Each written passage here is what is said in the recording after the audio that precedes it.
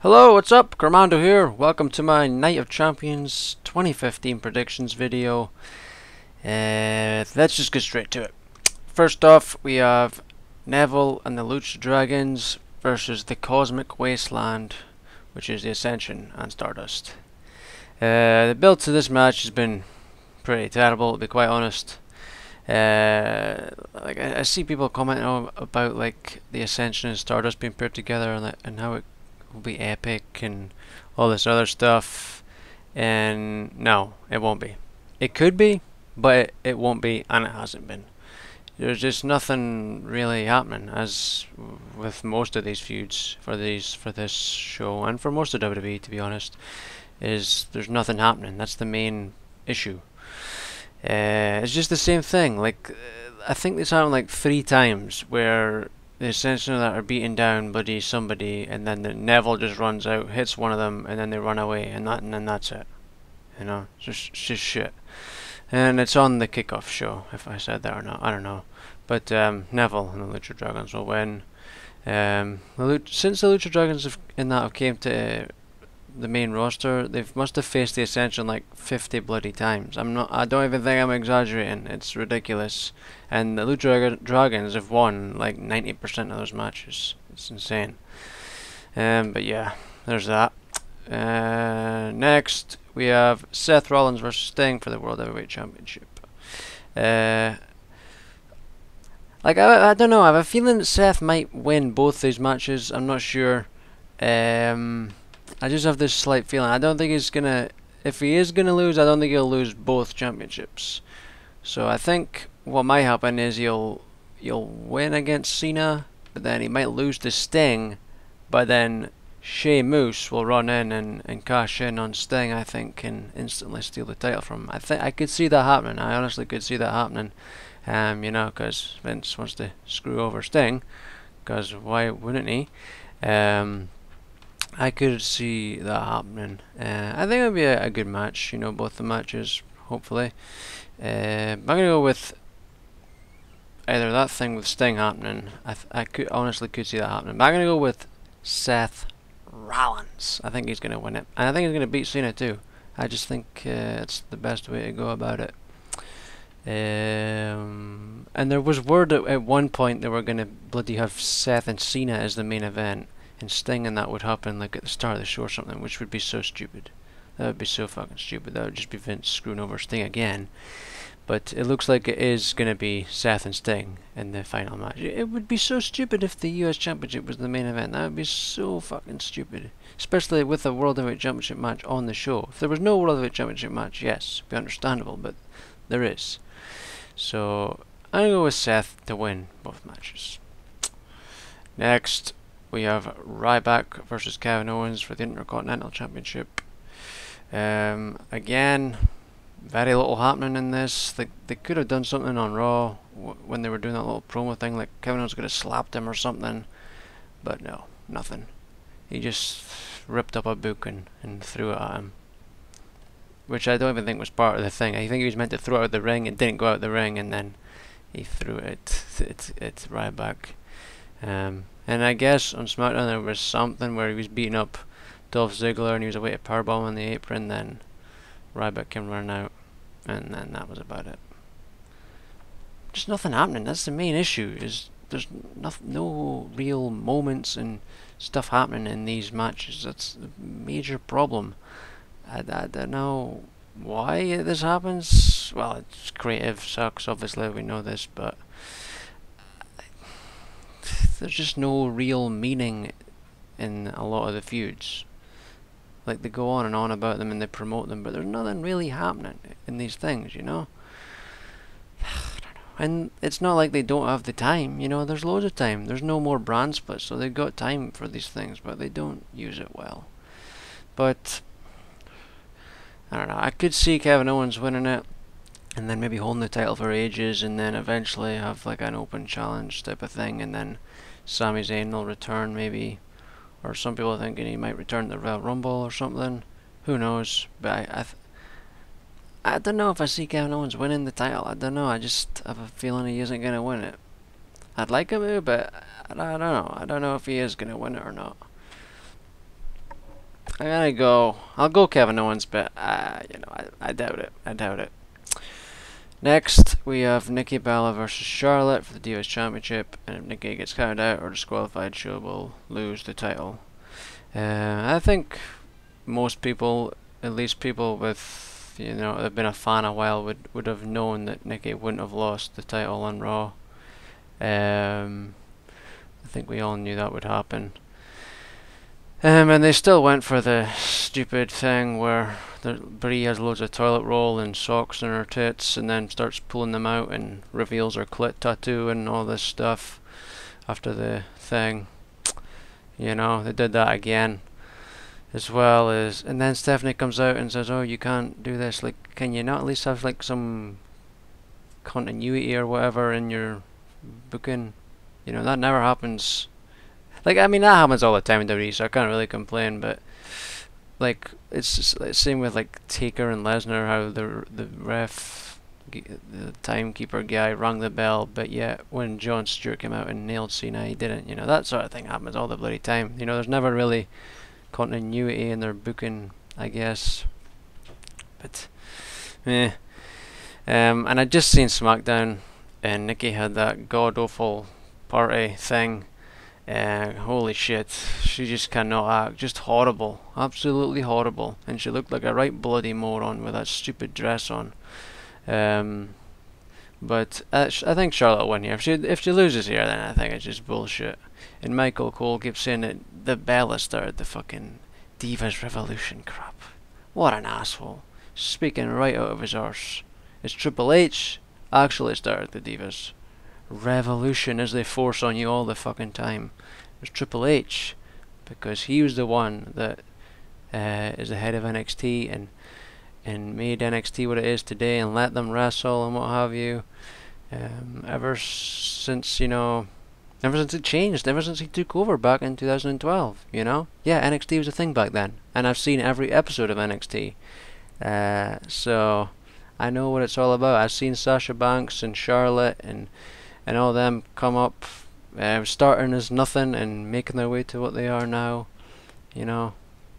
It's good to see that progression, and I think there's going to be a few more we're going to see. It'll be that'll will eventually become like big stars. I think Dana Brooke. I'm actually starting to like Dana Brooke because I think she just seems to be improving. I didn't really hate her at first, but now I quite like her. I think she's going to be good one day.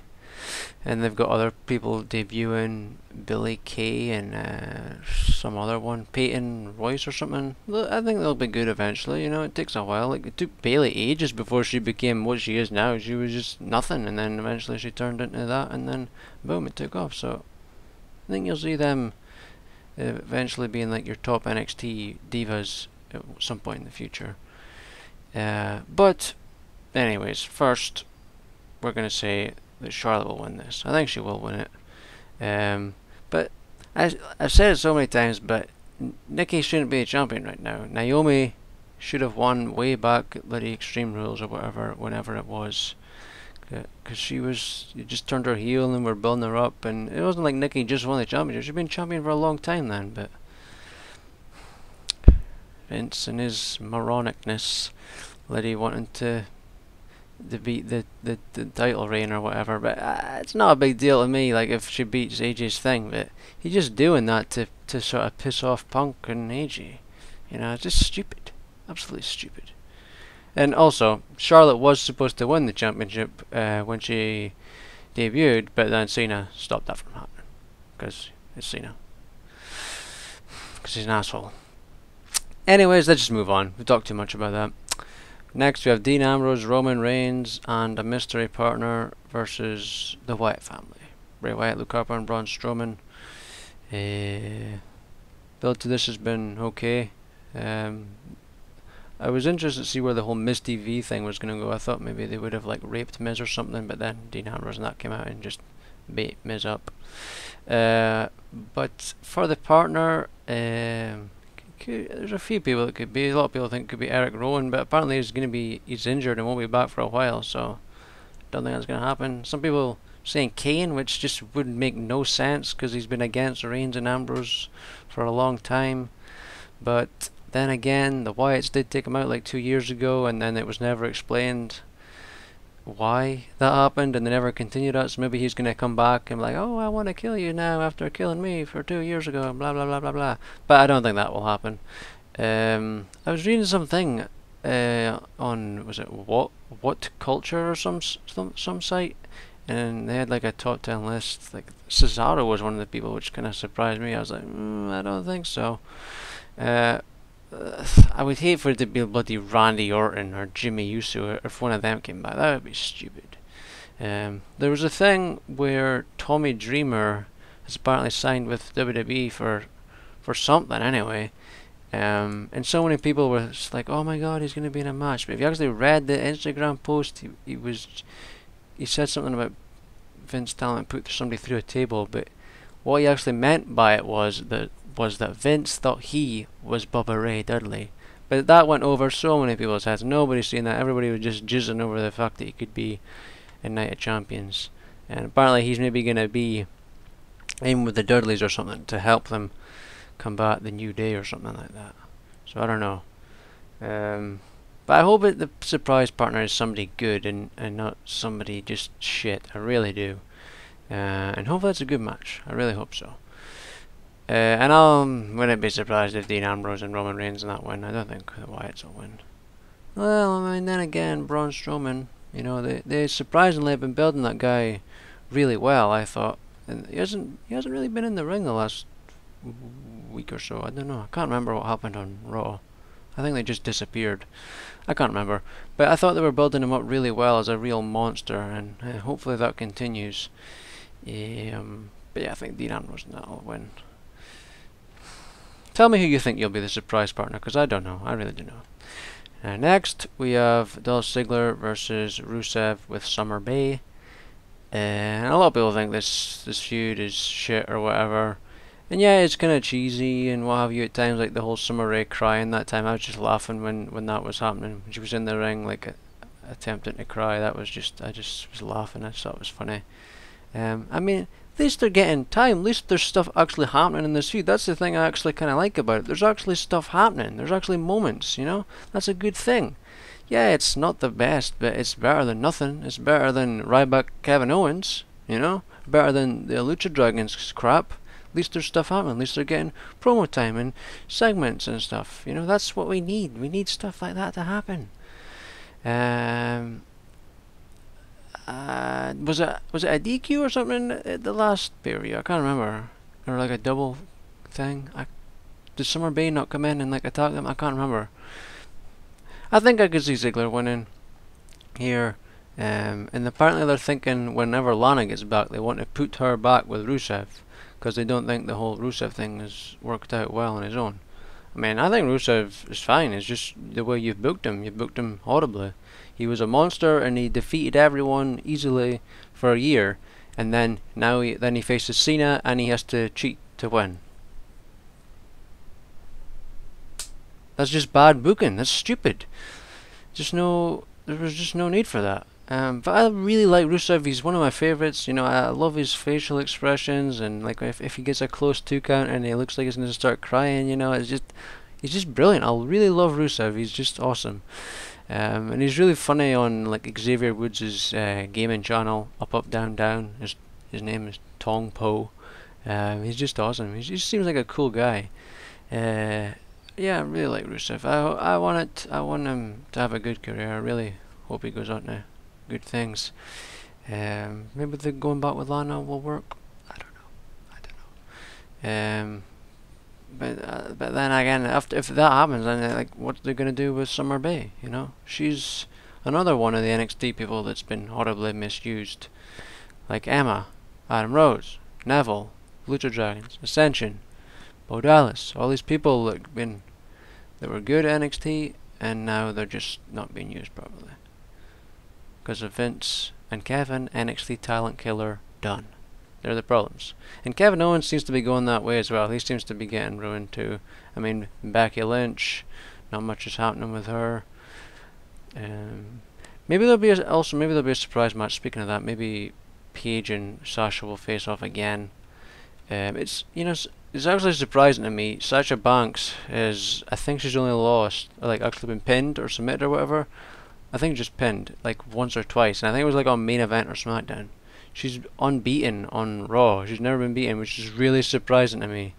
I thought they would have had Paige beat her or something by now, but each time she's faced Paige, she's won, which is really good. You're surprised to see that. But maybe they'll have a match. I love Sasha Banks' theme. I was sitting listening to it last night for like almost half an hour. I just love her theme song. It's amazing. But we'll go with Dolph Ziggler to win this one. I think I've rambled on there a bit.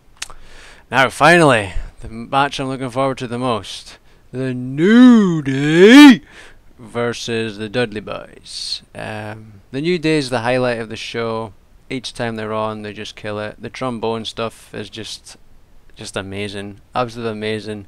I love it when they're doing like the stomps and Xavier's pumping along with it, and then when they do they go for the dropkick thing, it goes. I think that's awesome. That's so cool. And he's commentary and stuff at ringside, like the hit him with that trap meat. I love it. He's just gold. You see him. He purposely goes right next to the cameraman and screams it so the microphone picks it up. I just love the New Day. They're just pure gold. They honestly are. And they have like this petition thing, an actual online petition to save the tables. I signed it. You can see it on their Twitter. They're promoting it a lot. To save the tables. It's a hilarious little thing about it. They're just pure gold, and I want the New Day to win. They should win. They're just amazing, absolutely amazing. More people need to be given what they're being given right now. They're given. I think they're given more freedom and more time to be themselves. You need to do that with more of the people, more of the wrestlers, because clearly it works. I really do hope they win. I mean, the Dudleys are great, and their return was epic. I watched it back a couple of times, and it was awesome. And like the New Day singing their song and stuff, just awesome. But I want the New Day to win, and they should win. So I'm going to go with the New Day to win. But then again, maybe Tommy Dreamer will come back and kick at Xavier's booty. But we never know. We never know. But that's it for now. That's all my predictions. Tell me yours. Tell me your thoughts on the show. Tell me your thoughts on how the booking and that's going right now. I was reading like the ratings or something dropped really low for Raw this week. It was apparently it was the lowest since October 27th, 1997. Which, bloody hell, that's pretty bad. And apparently loads of people tuned out in the third hour or something, because the guy here says the overexposure of Seth Rollins and the main event people didn't care about led Raw to its lowest non-holiday since 1997. Yeah, I mean it is understandable. I mean, Sting versus Big Show isn't really gonna draw people in, but and then they did that tag match thing with Cena and that. I mean, I've been enjoying Raw more recently, because there was a while where I really didn't like it, like 2013, like the later half of 2013. There was a point where I was thinking about watching Raw in halves. I was really bored by it. I just couldn't get into it. I was at one point considering watching half one day and half another day, because it was just too boring. But I never did that. I never got to that point. I've been enjoying it a lot more, but there's still some stupid shit happens. I just want more people to be used properly, Like I'm not like one of these fans that says, "Oh, push Kevin Owens, push this guy, push this guy." I just want to be entertaining feuds, good stuff happening in these feuds, more promos and more like better matches. I don't want to say, "Oh, Kevin Owens world champion, Cesaro world champion," blah blah blah blah blah blah. I just want to see good, entertaining feuds, entertaining matches. It doesn't always happen, It doesn't happen often, especially the feuds thing. It doesn't happen a lot. Hopefully Kevin Owens goes on to good things, but it's ridiculous to see him now and then looking back at like the start of the year where he was pretty much like the Brock Lesnar of NXT. He was like so dominant, and then now he's just not used great at all, really. You know. I don't know. I don't know what to say about that. I don't think they need to call any more people up from NXT. There's too much on the main roster. There really is. There's just too much that aren't getting used. I mean, there's so many people that aren't being used properly, or not even used at all. I mean, like a Heath Slater, Fandango. I mean, Adam Rose, all them people. You know, all these guys that could have been something. I mean, if you just let them be themselves, let them have more input in their characters or whatever, they could be great, you know. But they're not. I think Heath Slater might be quitting. He had some tweet thing a week ago or something. I think it just seemed like he'd had enough or something. I don't know how they put up with it, to be honest. I mean, I guess the money must be good. I mean, like a Zack Ryder. But he's sort of doing stuff with like the Hype Bros thing now, but I don't know. I think I've rambled on enough here, but tell me your thoughts on all that if you want to. But that's it. Thanks for watching. Hope you enjoyed. Be sure to subscribe, hit that like button, and I'll see you for my review after the show. Also, I spot or something in my face, I don't know. I bloody bashed my bloody car yesterday. I was coming up the road and I don't know how I bloody hit this mirror, but I was going up anyway. I came out of this road and then I was going this way, and there's like loads of cars parked at each side, and I was going up and there was somebody already going up, like because there was two cars at each side. It was like only one way could go, and there was a guy already going up, so I went as well. It's not like I could have went out and then stopped at the side behind the car, because there was some fucking idiot parked on double yellow lines, which is where you're not supposed to park. I don't know if that's the same in like America or whatever, but in the UK you're not supposed to park there. And there was some guy parked there, so I kind of had to go, but this guy was already going up and the other person was letting him up, so it was okay for me to go. And this fucking, it was some young fucking chick coming, and I see her fucking mouthing, and I keep going. I try to pull in a little bit, and I fucking hit the mirror of this thing. I was like, oh, for fuck's sake. And it smashed my mirror. Like the actual glass, the actual thing just bent in, but the glass smashed. And I was like, oh, for fuck's sake.